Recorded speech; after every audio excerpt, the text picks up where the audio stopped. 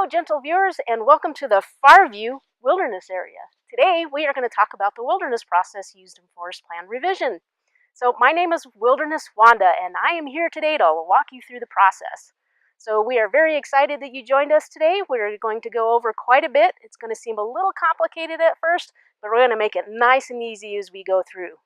So, before we even get started, you might be wondering, what is wilderness? So to answer that question, we have our very own wilderness specialist from the Carson National Forest to join us today to tell us exactly what wilderness is and what it's all about. Some people think wilderness is anything in a city park or right out your back door, which maybe it is. But when we talk about wilderness, that means wilderness that has been designated by Congress and is part of the National Wilderness Preservation System. So those are very specific lands that, again, are designated only by Congress and then signed by the president and incorporated into the larger preservation system. So wilderness areas generally have some really unique characteristics that set them apart from just general forest areas that you might, recreate in on the forest. Some of the key characteristics that most wilderness has is generally they're about 5,000 acres in size or larger. Not all of them are that size, but most of them are. They are lands that are typically undeveloped or have very minimal development. They are supposed to provide a contrast to the kind of busier, more highly developed world that we live in. Wilderness areas are areas where primitive and unconfined recreation opportunities can be found, and where the natural processes of nature are allowed to play out without much of man's manipulation. So those are some of the big differences between designated wilderness as opposed to just general forest areas. People can participate in a wide variety of activities. The Act prohibits motorized and mechanized equipment use, so that means ATVs, motorcycles. You can't operate a chainsaw in wilderness for the most part. But backpacking, fishing, hunting, hiking, backcountry skiing, lots and lots and lots of other activities are absolutely applicable in wilderness. So in the forest plan revision process, we are actually updating our forest management plan. This is the plan that provides the guidance and the direction on how the forest is to be managed. Ours is, about 30 years old, so you can imagine how much has changed over the last 30 years. So we are now going through and updating the plan so that it's more current for today's management. In that, there is a separate process for how to evaluate wilderness and wilderness areas and how they are to be included in forest plan and forest plan revision. And that's what we're going to focus on today. So there is a 4-step process that we are required to do when we do forest plan revision to include wilderness as part of the process. One, well, I can get into all the laws and all the regulations that say that we have to do this and how we have to go about doing this, but let's skip that part because I'm just bored thinking about it. So let's go into the first part. Our first part is we have to do an inventory. And then after we do the inventory, we move into a second step called evaluation. From there, we move into analysis and then recommendation.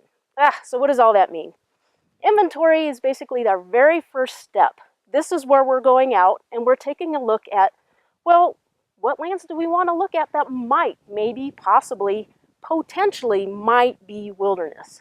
So that's our very first starting point. Certain criteria have to be met, and then we'll draw lines on a map that say, yes, these parcels meet those criteria, and then those will get moved into evaluation. Evaluation now asks the question, are these suitable to be wilderness? Do they have the wilderness characteristics? And again, there are criteria that guide that process. Once we go through that step, then we go into analysis where we start looking at different alternatives. What's the best way to manage? What's the best way to address some of the issues that might be coming up?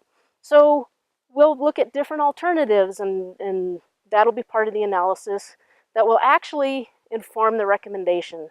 We've done the environmental analysis. Yes, these are some areas that we might want to recommend. Now, that doesn't mean anything's going to be recommended. It just means we have to go through the process. We could have a lot of areas that are going to be recommended. We could have none. We could have everything in between. So this is just a process to see what is eligible to be designated as wilderness. Phew, that was a lot to take in, but today we're only going to talk about inventory. So that's the step that we are working on today, and that's what we're here to focus on. We'll definitely get to all the particulars and all the different parts of the process in our next up-and-coming fun educational video to talk about evaluation, but that'll be a little further down the road. So today we're here to talk about inventory. As I said before, this is our initial step to see what lands could be possibly included in wilderness. So going with that, there are criteria that lands have to meet. So I know you're wondering, what are those criteria? I'm glad you asked.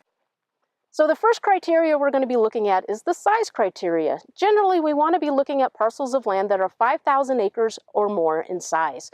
We can go a little less than that if we need to, but generally we're looking at 5,000 acres or more. So the second criteria that we want to look at is roads. Now, why would we look at roads, especially since motorized use isn't allowed in wilderness? Well, we're only going to include roads that have been closed in the past or that are slated to be closed in the near future. So those are the types of roads that we're going to be including in the inventory. The third criteria we're going to be looking at are improvements. Now, those include things like, fence lines, windmills, you can have towers, those types of things. So those might be included in the inventory as well. But improvements get to be a little bit tricky because now you're looking at improvements that are substantially noticeable could be excluded from the inventory. Well, what does substantially noticeable mean? Well, that's something that each forest needs to define, and that's something that we're going to be asking your help with. So once we're done applying the criteria, then we will actually publish an inventory map that you will have a chance to look at a little further down the road. And then from there, we go into evaluation to actually look at what might be suitable to be wilderness. But like I said, that comes later. And again, I really want to emphasize that just because we're looking at these lands doesn't mean they're automatically going to be wilderness areas. They have to go through the whole process, and even after going through the process, they still may or may not be recommended for wilderness. So that's it in a nutshell. There you have it. That's what we're here to talk about today. And again, we're going to talk about evaluation a little bit further in the future. So if you have any questions, please let us know. We'll be happy to answer them. And we will see you next time when we talk about evaluation in the wilderness process for forest plan revision. Thanks for joining us. Bye.